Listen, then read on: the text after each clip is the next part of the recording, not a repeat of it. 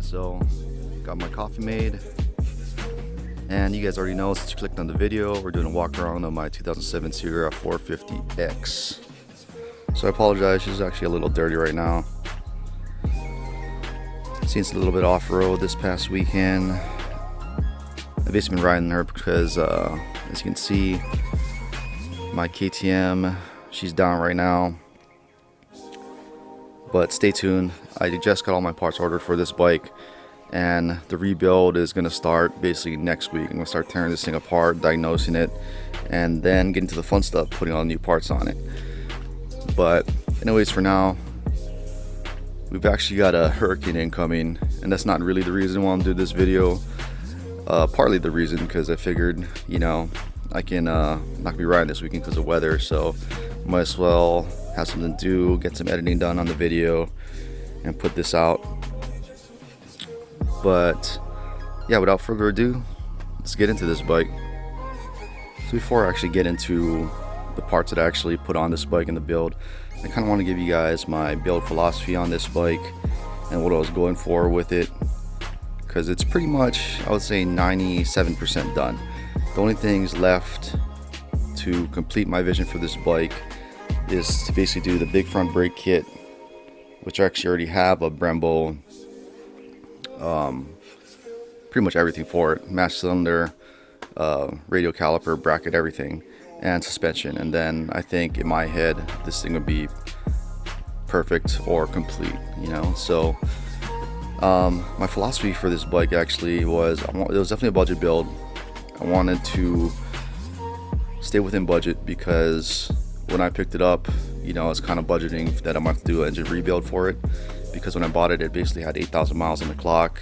Didn't really know the maintenance history or any motor work that was done to it, and based on what was on the internet, I was figuring that, you know, everyone was saying, man, these things, you know, blow up, or blew mine up, don't put them on the street, you're going to be adjusting your valves all the time and everything like that, which in my case, you know, really wasn't true. But that's really for another video. If you guys are interested about my story with this bike and my experience with the maintenance, I'll definitely put another video. Just, you know, leave it in the comments, tell me that you're interested, and, you know, I'll do another video talking about that.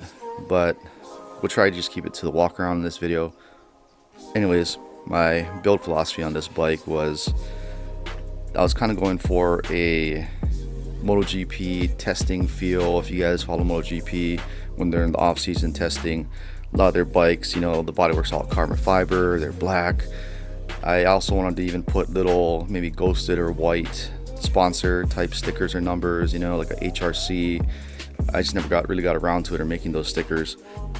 In the video, you actually see my horrible vinyl wrap skills. It looks good from afar, but I'm sure it'll show up in video. You guys will see all the air bubbles and things I screwed up on, especially number plate on the right side. It's horrible. But all in all, I'm pretty happy with it. You know, from far away, it actually looks pretty decent.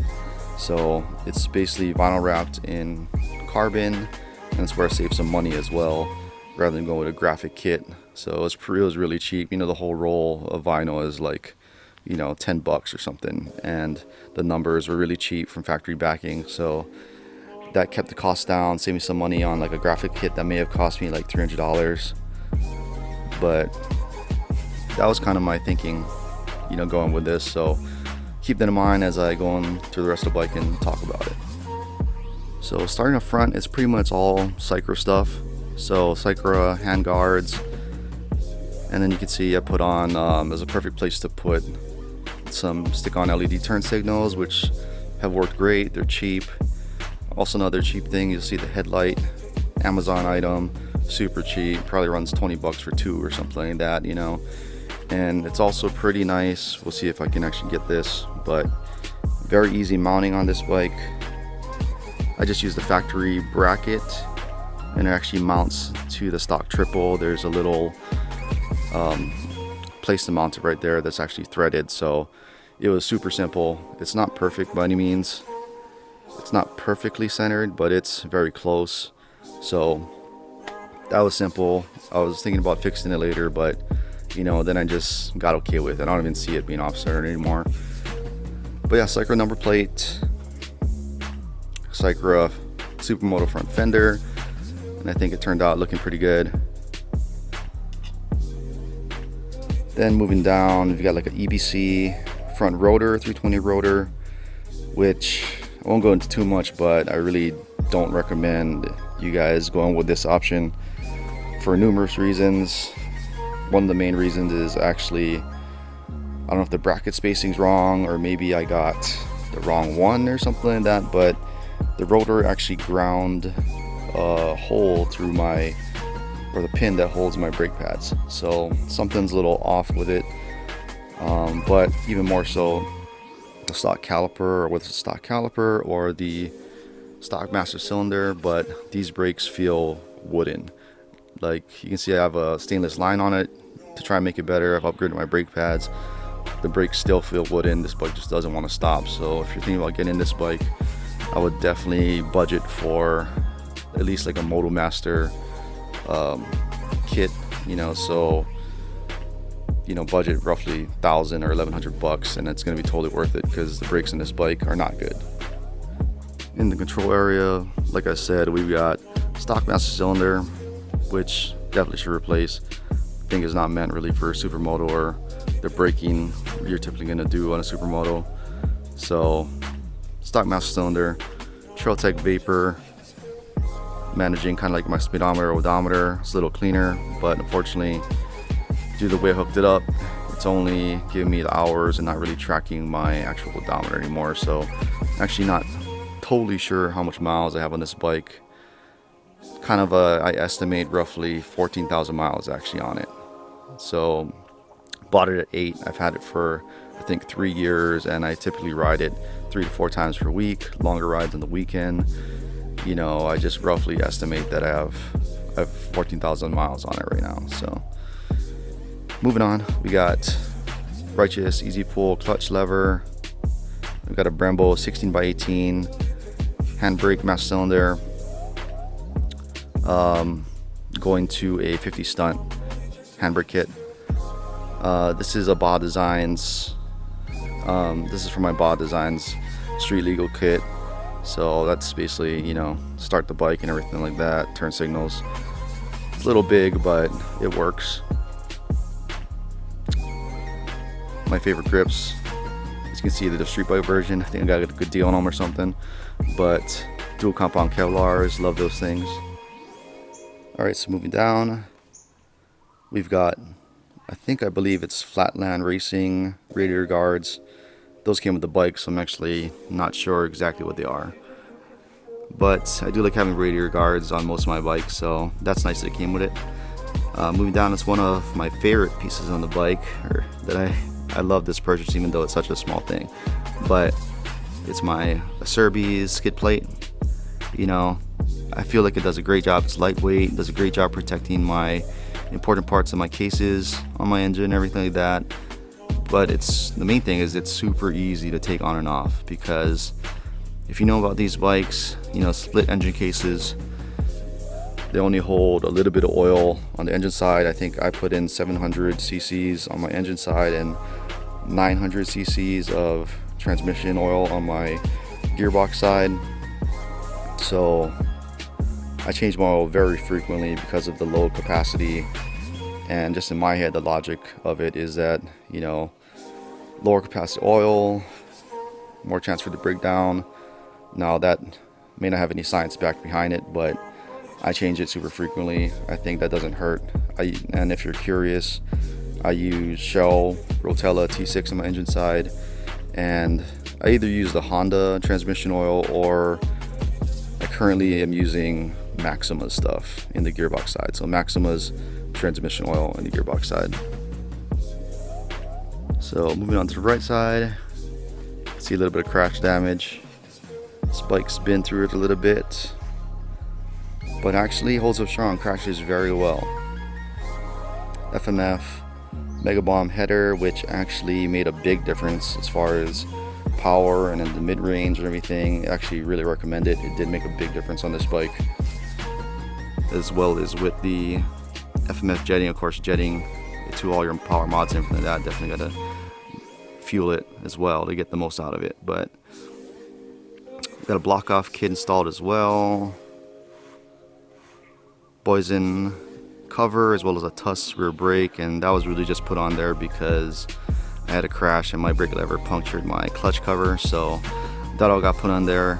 Another budget thing, just trying to save money with this bike, just so you can see why I kind of skimped on a few things. But actually the Tusk brake lever I'm happy with, other than the branding on it, which I'm not fond of.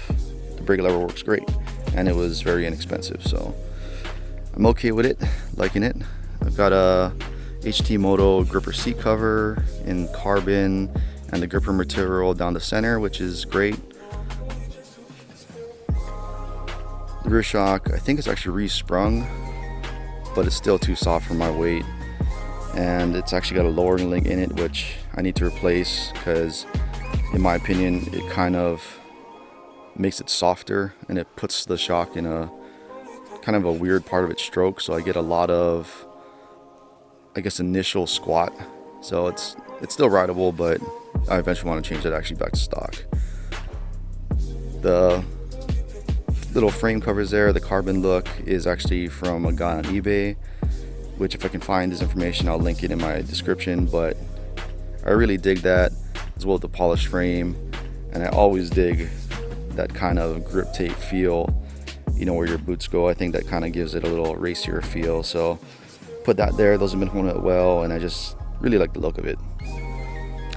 So moving back, we got Excel rims laced to stock hubs, as well as here's my 50 stunt handbrake kit. And I think that's a braking rear rotor. And the rear we got an FMF old school exhaust. I'm not even sure they sell this thing anymore, but it came with the bike. I just repacked it. It was still good. It still worked. DRC rear brake light. This thing is super clean. It's cheap. Definitely recommend you get in this thing. Cleans the tail up really nicely. We also got my homebrewed turkey signals right there. Just another eBay stuff, you know. You can't actually really see them unless it's nighttime, but it kind of keeps it really clean and goes with the whole theme of this bike, where I really didn't want to show a lot of the street legal stuff. You know, I almost wanted you to look at it and think, you know, it was just a dirt bike being ridden on the street. So, and you probably aren't gonna be able to see this because I'm most likely gonna blur my license plate out, but I made my own license plate bracket out of just some really thin sheet metal, and it actually worked out pretty good. Mounted to the little recess in the upper portion that you'll see in the rear fender, and on the bottom I just mounted to the that shock mudguard little thing, those two bolts, you know. So that's how I mounted the bracket, that's how I mounted the license plate, and it tucks away pretty clean. So actually the upper portion actually used to have a little LED light, and that's what I used for the mounting bolt on top. So they actually did have a license plate light on it. So on the rear, I don't think I mentioned it, but it's actually a 5-inch rear rim. So as you kind of see, actually it got some chain bite on the rim itself, and really bad chain rub on my tire. But in my opinion, you know, as long as I'm not really getting a lot of bite on my rim, I'm good. And excuse the crappy tire on it, or the mismatched tires on it. I just put on there, I think it was like burnouts or something like that. So mismatched tires at the front, I think I got a Q3 on the front. So Toxic Moto sliders, love these things, pretty inexpensive and they work great. Also, yeah, Jeff said Toxic's a really great guy, love working with him. We got 45 tooth sprocket in the rear, going to a 15 tooth in the front. Actually, that's the combo I'm running, and it works pretty well. It's like a good all-around combo. Go around maybe 65, 70, comfortable on the freeway. Really more closer to 65, comfortably on the freeway for longer distances. And still can, you know, do wheelies in pretty much mostly every gear except for fifth and a little bit of fourth. Fourth's a little hard. On the intake side of things, we actually got the Boyeson quickshot 3 on it, which I think you can adjust accelerator pump as well as your leak jet. Got the R&D air fuel screw adjustment, which is really nice because carbureted bike, so you know, weather changes, anything like that, you're going to be adjusting this a lot, so it makes it really easy to get to, really easy to adjust. Definitely recommend that. It's a rejetted FMF power kit, I think, and Airbox. It's actually got the Airbox mod, as well as you can kind of see again part of the emissions block off kit right there. The motor, you know, only thing I've done to it is I put a Wiseco Forged piston in it, and other than that, you know, everything else is stock. And from everything that I can tell, this motor has never been apart, and I've got estimated, you know, 14 to who knows 16,000 miles on this bike, and motor's never really been apart other than for the piston. And really, looking at the piston probably didn't even really need to be replaced at that point in time. Definitely would need to be replaced soon, but not, you know, it looked actually perfect. So that's actually pretty much it for this bike. You know, if I forgot anything, I'll actually post it in my description of my whole parts list and everything that I put on this bike. I tried to be really divisive in my decisions with how I spent my money on this bike, because I knew that it being an older bike, I really wouldn't be getting a lot of my money back or adding value to the selling cost if I ever sold it, you know. So I definitely tried to spend my money wisely, and I hope you guys like the bike. You know, I hope you guys like how it turned out, because I for sure did. And stay tuned, I may be doing another video with this bike, maybe like you know, 10 things I love and hate about this bike or something, and I'll go more in detail with my opinion on the motor and the common perceptions about this motor and this bike, and which is that, you know, it's unreliable, it's going to blow up, you're going to have to be adjusting your valves all the time, which actually, in short, has not been my experience at all with this bike. You know, this bike has actually been a very reliable, low maintenance bike. You know, other than changing oil frequently, it's been a very easy bike to maintain and own. So I'll go into that in another video, get more in depth with a few other things that I like about this bike, as well as, you know, maybe irritate me, but there's definitely a lot of things I like about this bike. So stay tuned, subscribe, and I'll close this out with some beauty shots and me washing the bike. So take care, guys, stay safe, thanks for watching.